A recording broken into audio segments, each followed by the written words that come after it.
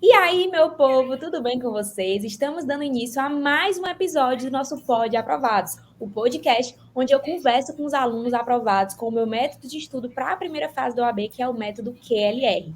Aqui está presente a Carol, uma aluna excepcional, porque ela tem uma história de superação e uma história de que só não passa quem não desiste. Quer dizer, só não passa quem não desiste, exatamente. Porque a Carol, ela fez a prova 10 vezes, foi aprovada somente nessa 10ª.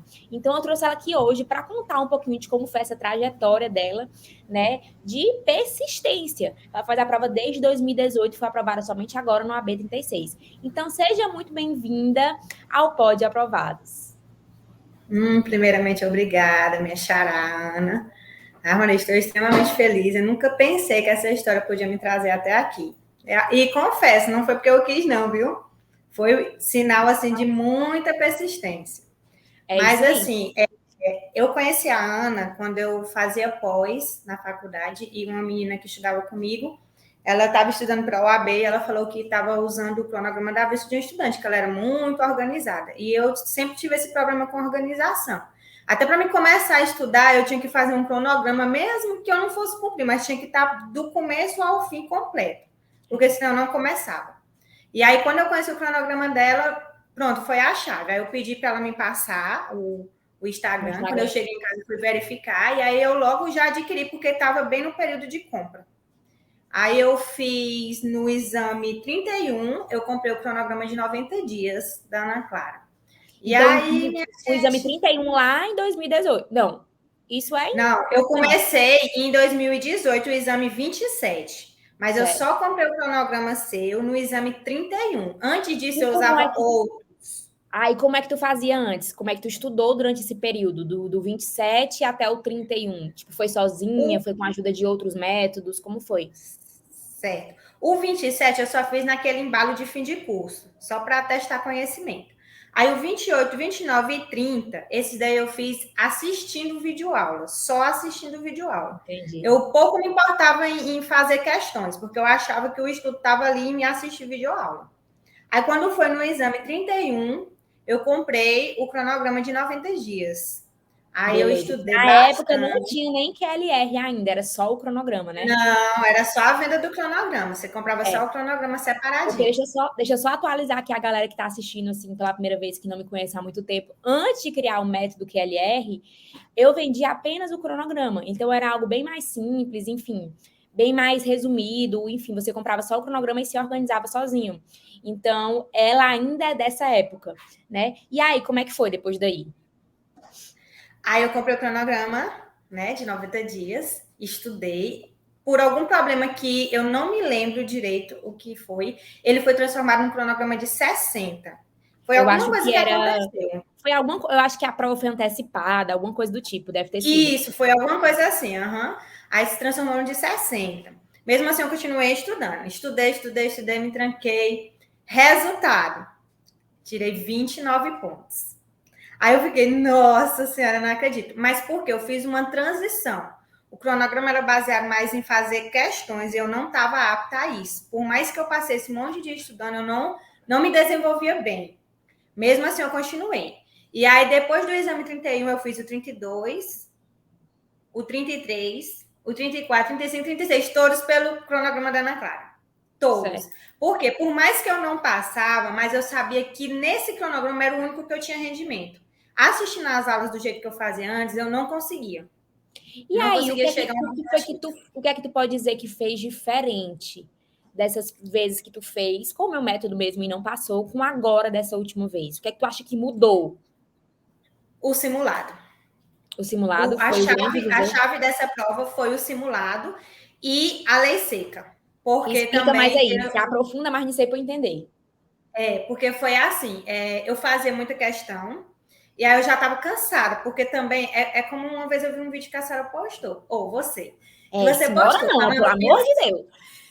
que os simulados, no fundo, eu me auto-sabotava também, porque como os simulados era a mesma coisa das questões, eu acabava pensando, tô ótima.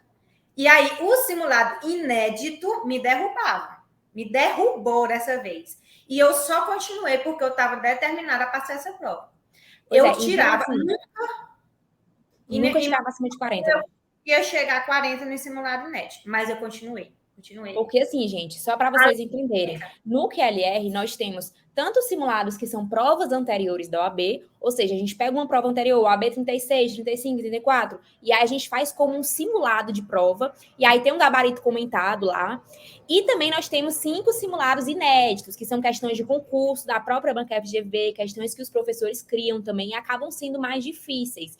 Então, como simulados, você já estava acostumado, você quer ou não, você de provas anteriores, você já tinha visto no livro de questões, né? Porque já tinha resolvido, basicamente. Quando chegava nos simulados, é aquele negócio de, às vezes, dar um falso positivo, uma nota falso positiva. Enquanto nos inéditos, como era a primeira vez que você estava lidando com aquela questão específica, você estava ali testando realmente seus conhecimentos.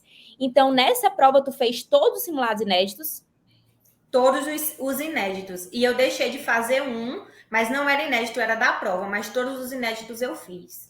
Entendi. Todos. E eu vi aqui, né, que tu disse como eram teus resultados nesses simulados. Eram baixos? Como é que era? Os simulados eu só fazia 34, 36, 37, 38. E teve outro de 35.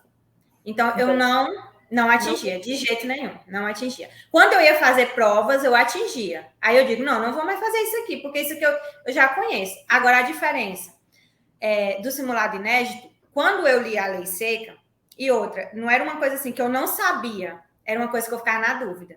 Então, aquela regra que a senhora dá também, coloque lá em cima, dúvida, e coloque certo. Aquilo ali é muito bom também. Isso eu fiz até na prova.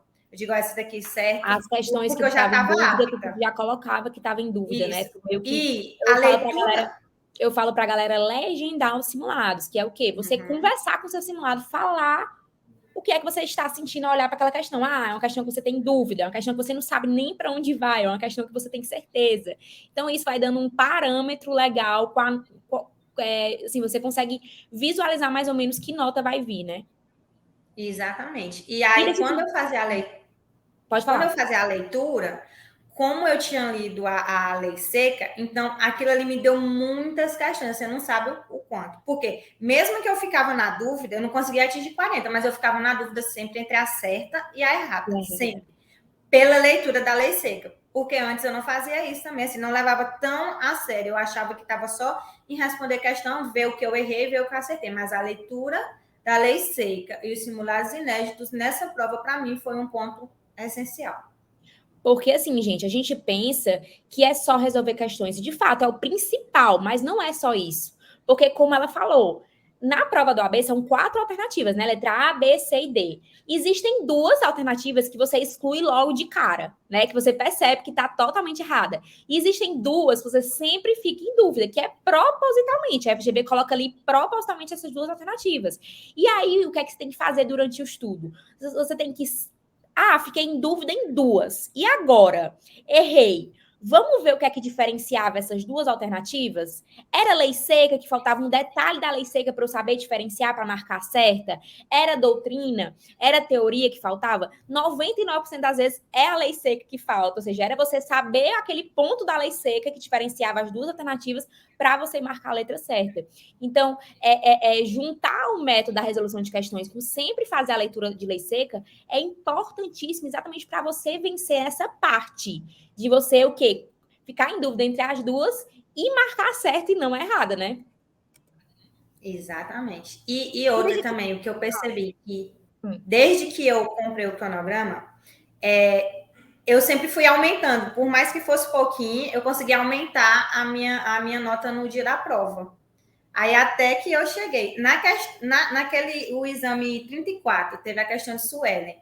Eu fiquei com 39 pontos e tinha errado Suelen. Aí o que foi que eu fiz? Comprei o cursinho de segunda fase, que todo mundo estava dizendo, vai anular. Resultado, estou pagando até hoje. E não tinha passado.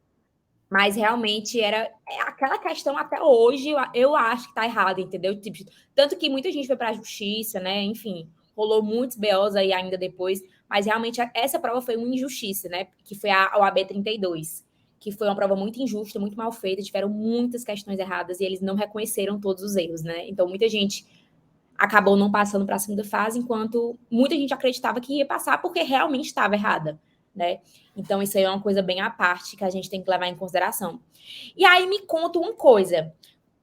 Vocês é uma pessoa tranquila durante a prova ou você tem problemas de ansiedade, algo do tipo?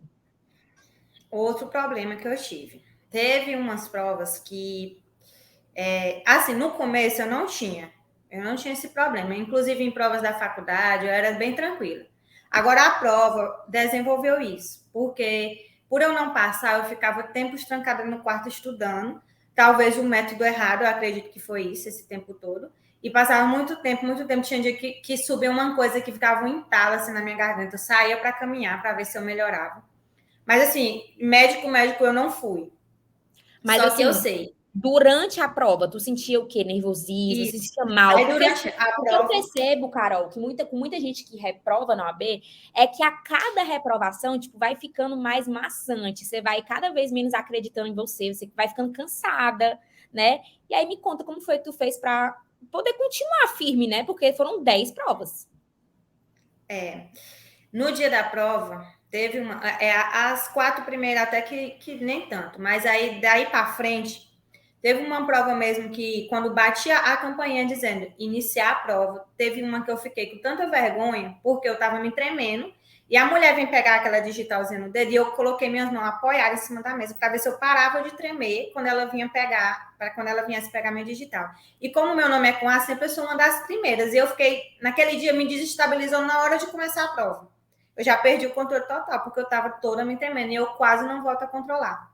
E aí, quando eu vim controlar, já estava bem na metade da prova. Aí não deu. Teve outra vez que eu faltava 12 questões para terminar a prova. E a mulher pegou e falou assim: falta 1 hora, vocês podem sair com caderno de prova. Acabou. Não consegui mais fazer nada. Nada, Você nada, ficou nada. E pensando, era vendo exatamente. Era exatamente naquelas questões, quando eu fui corrigir, que eu teria passado se eu tivesse feito lendo, porque estava nelas, mas eu também não consegui. Teve outras que eu fiquei muito, muito, muito, muito nervosa antes de começar e fui muitas vezes ao banheiro. Então eu não estava conseguindo me concentrar de forma alguma. No fundo, essa última aqui sempre tinha algo dentro de mim. Eu orei bastante e eu ficava falando igual você fala, eu vou conseguir. Eu vou conseguir. Eu tirava a nota baixa no simulado, e aí eu nem contava muito para minha família, eu contava mais para o meu namorado, porque pelo menos não, só vai ter uma pessoa que vai escutar isso. Tirava a nota baixa que eu contava para ele, mas ele ficava dizendo, vai dar certo, porque isso quer dizer que na prova tu vai acertar. E eu ficava. Aí eu fiquei orando, fiquei mantendo a calma, a concentração. Quando eu ficava muito ansiosa, eu respiro, que é só uma prova, vai dar certo. Já são 10 vezes. Aí eu fiquei. Nessa última, eu tinha uma coisa assim que falava dentro de mim que dizia, vai dar certo dessa vez, vai dar certo. E lá na prova, mesmo assim ainda, quando foi perto de dar 5 horas, eu faltava responder mais ou menos umas 15 a 18 questões. Eu contei mais ou menos isso. E dava para me responder, porque eu disse, lá em casa eu consigo responder, por que eu não vou responder agora na prova? Relaxa, controla. Eu ainda fiquei dizendo, tá repreendido todo o mal na minha vida, na hora da prova, fiquei, tá repreendido. Porque me deu um nervosismo, e aquela coisa eu ficava dizendo dentro de mim, você não vai conseguir, porque você não tem tempo, eu tenho tempo, eu tenho tempo. Respirei, consegui. E para você saber, a aprovação estava nessas questões, porque essa prova, o exame 36, onde eu mais errava, foi onde eu acertei. Não, com certeza, é isso. É com os erros que a gente aprende. Então, esse pensamento de que, tô errando agora em casa para não errar na prova, vou acertar na prova, é por isso que eu tô errando aqui. É o pensamento que tem que ter, principalmente você fazendo a prova muitas vezes e cansada de errar. Mas você tem que perceber, você tem que ver o erro de outra forma, enxergar o erro de uma forma positiva, porque é isso que consegue te manter firme, sabe? Não desistir, porque você errando em casa, você não erra na prova. E aí, na prova, tu tirou 43 pontos, né? Então, passou assim, sem nem anulação, sem nada, enfim, passou com tranquilidade, graças a Deus, porque Ave Maria. E aí, deixa eu te fazer uma pergunta. Tu nunca pensou em desistir? Sim, olha, eu pensei em desistir no exame 32. Eu pensei não, eu estava decidida. Aí o que foi que aconteceu?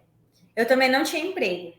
Aí eu vim tirar as férias de uma amiga na defensoria pública daqui da minha cidade, que eu já tinha estagiado antes, aqui em 2017. Aí eu vim tirar férias dela em 2020. Aí eu tirei férias, passei 3 meses, porque eu tirei de 3 pessoas. Aí eu passei uns 3 meses aqui. Aí eu contei o meu caso para a defensora, que é a minha chefe. E ela é uma pessoa, assim, divina, muito aberta à conversa. E aí ela sabia do meu caso. Quando foi um dia em 2021, ela perguntou se poderia me pedir uma coisa. Aí eu falei, pode. Aí ela disse que queria pagar a prova para mim fazer de novo, para mim não desistir. E aí, quando ela falou de primeira, eu estava tão assim já com a prova que eu disse, não, eu vou pensar. Eu nem aceitei de primeira. Eu falei, não, vou pensar. Aí eu cheguei em casa, falei para meus pais, porque também a família importa muito, e os meus pais nunca foram aquelas pessoas que disseram, não, você tem que começar outra coisa. Eles sempre me apoiavam. Mais até do que eu mesmo, porque às vezes eu queria desistir. Eles, não, se é isso que você quer, continue. E aí eu fiquei nessa, né? Aí eu falei para eles e eu disse para ela, não, então eu vou aceitar. Aí eu fiz, mas não foi a prova que eu passei, não, de novo. Aí eu disse, vou desistir de novo. Não, não aguento mais. Aí estava aberto um concurso público da minha cidade, concurso municipal. Eu disse, eu tenho que arranjar um emprego, porque eu estou perdendo tempo, eu já tenho 24 anos na época. Eu tenho que fazer alguma coisa. Vou largar isso aqui de mão. Estudei para esse concurso, não passei. Aí eu pensei, meu Deus do céu, e agora? Aí estava aberto o prazo de inscrição da UAB. Aí eu disse, rapaz, eu vou me inscrever nessa prova de novo, porque eu não tenho um plano B. Eu quero advogar, eu quero essa prova. Então, eu vou voltar bem aqui de novo. Aí eu fiz a prova, não passei. Aí eu disse, não, então pronto, aqui foi a resposta, não vou mais não. Aí um dia eu estava estudando, aí eu peguei e falei, não vou mais não. Aí agora eu vou estudar para o TJ Piauí, que estava aberto. Eu digo, pois pronto, vou sair de OAB, agora eu vou estudar para os concursos. Não foi nada que eu pensei um dia, mas eu vou fazer isso na minha vida agora. Aí eu estava estudando, era uma sexta-feira de manhã lá em casa, meu celular tocou. Aí era a doutora Cíntia, que é a minha chefe. Aí ela falou, oi, Carol, tudo bom? Eu falei, oi, tudo bem? Aí ela disse assim, você está trabalhando? Eu falei, não estou trabalhando. Ela é porque surgiu uma vaga aqui na defensoria, eu queria saber se você quer trabalhar aqui. Aí pronto. Eu fiquei pensando, gente, não é para me desistir não, eu tenho que fazer essa prova de novo. Aí aquilo ali foi um incentivo para mim. Só em ela me chamar para trabalhar aqui, aí eu falei, gente, é porque Deus está dizendo, não desista, é porque você tem que passar por esse processo. Aí com isso daí, aí eu disse, vou me inscrever para a prova. Não passei ainda. Aí eu vim trabalhar aqui, aí eu já estava trabalhando aqui, agora nessa daqui, já está com 4 meses que eu estou aqui. Aí eu me inscrevi para essa prova, essa última. Aí foi a prova que eu passei. Mas eu pensei em desistir no exame 32, eu já não faria mais. E também é importante o papel de outras pessoas nessa decisão, né? Tipo assim, querendo ou não, você viu muitas coisas como sinal para você conseguir, para você continuar, né? Então, para tu ver quanto é importante a gente ter um apoio de pessoas que acreditam em você, tipo, a sua chefe lembrou de você, ligou para você. Então, assim, é algo que dá força para a gente mesmo, então é muito legal. Sua família te apoia, isso é muito importante, porque não gera uma pressão, né? Tem gente que tem família que não compreende, então gera uma pressão totalmente desnecessária, né? Um peso muito grande, um preço muito fardo. Então, você teve várias coisas, assim, que, graças a Deus, te fizeram não desistir, né? E aí, como é que tá a segunda fase agora?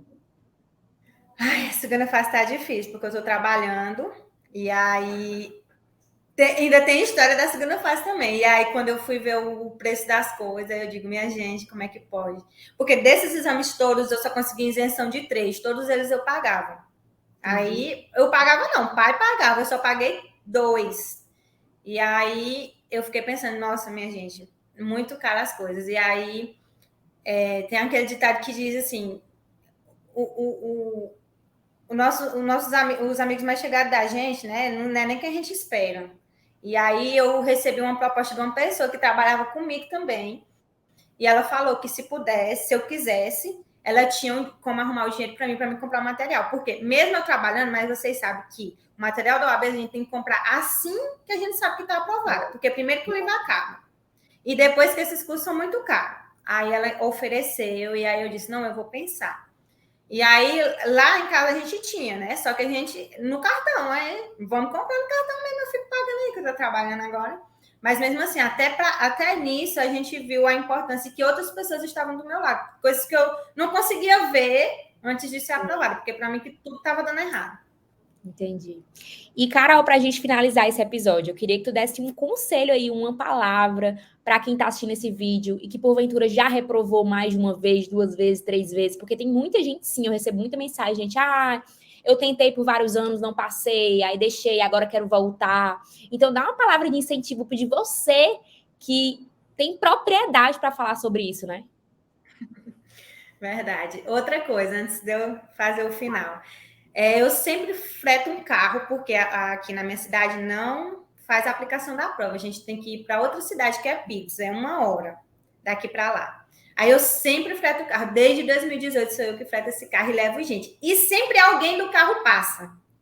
E aí, desta vez, fui eu. Desde 2018 para agora, fui eu. Aí eu Olha falei, aí, gente, dessa vez chegou a sua vez. Coisa chegou. boa. Aí a menina disse assim, mulher, se tu passar... Eu não queria te dizer isso, não, mas eu vou te dizer. Se tu passar, só vou achar ruim uma coisa. Eu digo, o quê, mulher? Quem vai fretar o carro? Eu digo, não, eu te passo o contato. E aí eu fiquei sorrindo. Eu digo, não, mulher, eu fala passo esse isso. bastão para outra pessoa, né? Mas, enfim, a mensagem é o seguinte. Se é uma coisa que vocês querem, se é uma coisa que vocês sonharam, não deixe que nada paralise. Não deixe o seu pensamento, não deixe outras pessoas de fora vir te paralisar, não deixe sua família, não é o meu caso, mas tem muitos. Não deixe sua família dizer que você não consegue. Não deixe seu namorado dizer que você não consegue. Não deixe os seus sonhos por uma dificuldade, porque a dificuldade a gente vai ter sempre. Hoje eu não tenho mais essa, mas amanhã vai surgir outra. Eu vou ter outra dificuldade. Amanhã... Outros desafios, né? A vida é feita de desafios. Então, passou esse, tem o próximo. A gente sempre tem que esperar tem um próximo.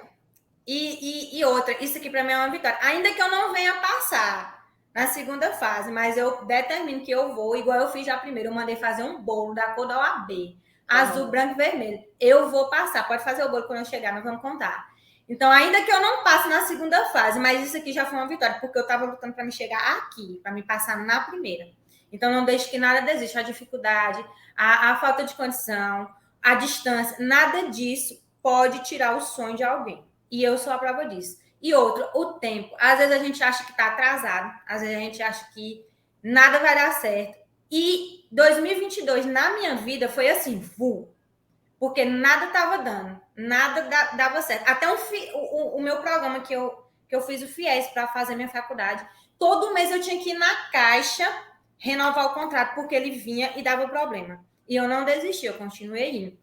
No primeiro mês da minha faculdade, eu não consegui o FIES, porque o meu nome, eu descobri, quando eu entrei, que o meu nome estava errado no CPF, e eu tive que voltar e fazer, e eu perdi. Tive que pagar um semestre todinho. Depois eu ganhei 100% no segundo semestre.